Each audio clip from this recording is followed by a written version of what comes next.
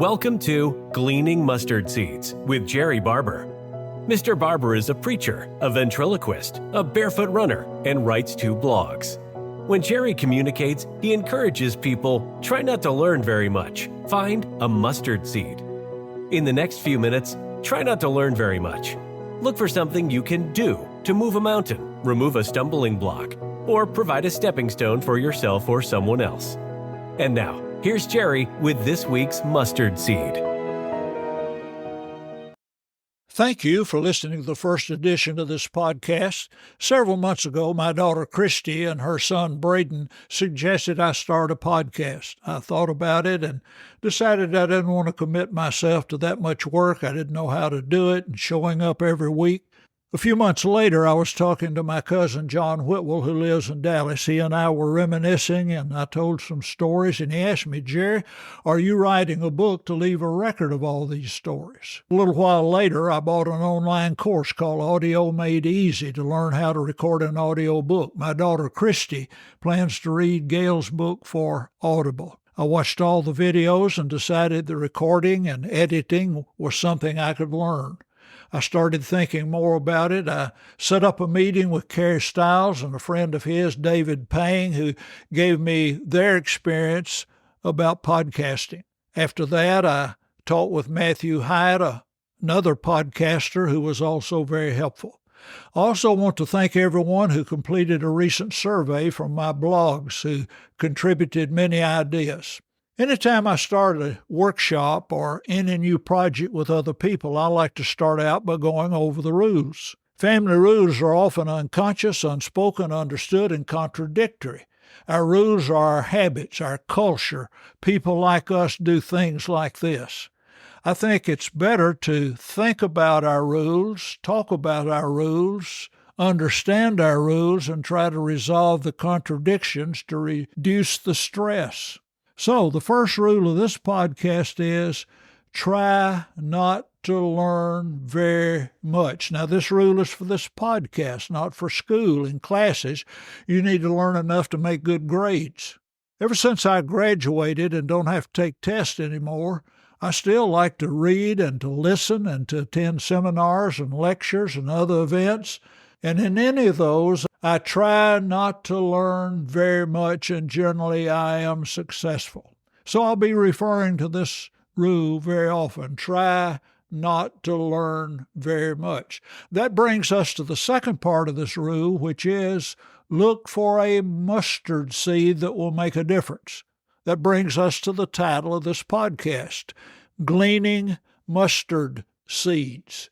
The concept of gleaning is found in the Bible. Ruth decided to follow her mother-in-law Naomi back to her home after her husband had died. When she got back to Naomi's home, she went out to glean in the fields of Boaz. She went out to pick up what the harvesters had left over. And in her faithfulness in doing this, she not only provided food for her and her mother-in-law, but she also gained a husband, became the great-grandmother of King David, and she is one of 3 women named in the genealogy of Jesus. She was faithful in focusing on a little and was given a lot. A Syrophoenician woman approached Jesus with a demon-possessed daughter. She wanted Jesus to heal her daughter. And when she approached him, Jesus said, let the children be fed first, for it is not right to take the children's bread and throw it to the dogs. She answered him, yes, Lord, but even the dogs under the table eat the children's crumbs. She said, I'm just asking for a little. Compared to all of your power, I just want a little. All I want you to do is to heal my daughter. And Jesus was amazed at her faith, and he healed her daughter.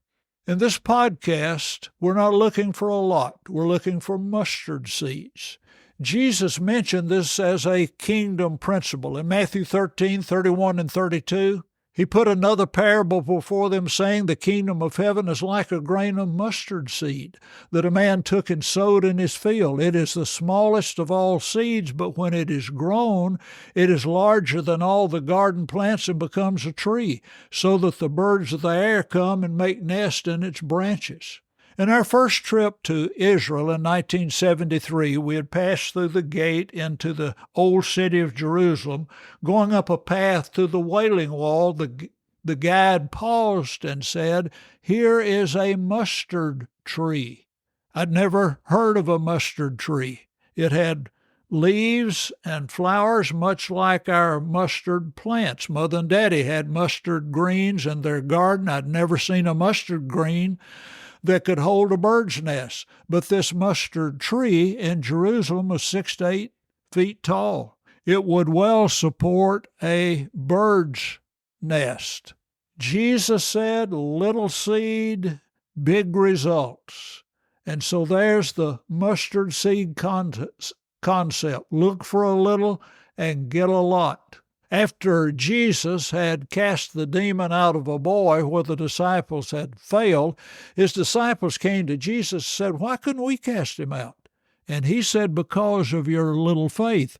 For truly I say to you, if you have faith like a grain of mustard seed, you will say to this mountain, 'Move from here to there,' and it will move, and nothing will be impossible for you." Jesus said, you can do a lot with a little. When he discussed the topic of forgiveness in Luke 17:3-6, he said, if your brother sins, rebuke him, and if he repents, forgive him. And if he sins against you 7 times in the day and turns to you 7 times saying, I repent, you must forgive him. The apostle said, Lord, increase our faith. And the Lord said, if you had faith like a grain of mustard seed, you could say to this mulberry tree, be uprooted and planted in the sea, and it would obey you. Jesus said they didn't need more faith. They needed to do what they heard him say. When he finished the Sermon on the Mount, he didn't say, I'm going to give you a test. If you don't make 85, I'm going to preach until you do. Here's the way he finished that sermon. Everyone who hears these words of mine and does them will be like a wise man who built his house on the rock.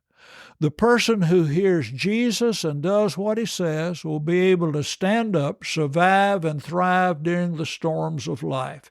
It is by small, consistent steps that we continue to walk in the light and become a little more like Jesus every day. I like 2 Corinthians 3:18. And we all, with unveiled face, beholding the glory of the Lord, are being transformed into the same image from one degree of glory to another. For this comes from the Lord, who is the Spirit. Let's look for mustard seeds. Small ideas that can be put into practice that will develop into habits that will make us more like Jesus. Thank you for listening to Gleaning Mustard Seeds with Jerrie Barber. If you found a mustard seed, send a text or email with the link to a friend. This podcast was brought to you by Jerrie's book, Between Preachers, You Can Grow Through Interim Ministry. Dale Jenkins wrote in the introduction, while Jerrie has written the only book I know by a member of the Church of Christ on interim ministry, the excellent principles in this book could be used as a book on healthy moving or healthy leader-minister relations, or a book for every Christian on healthy living. I'd encourage you to get one for every elder you know. You can order your book from Amazon. There will be a link in the show notes. Thank you for listening. Jerrie looks forward to next week as we continue to collect and plant mustard seeds.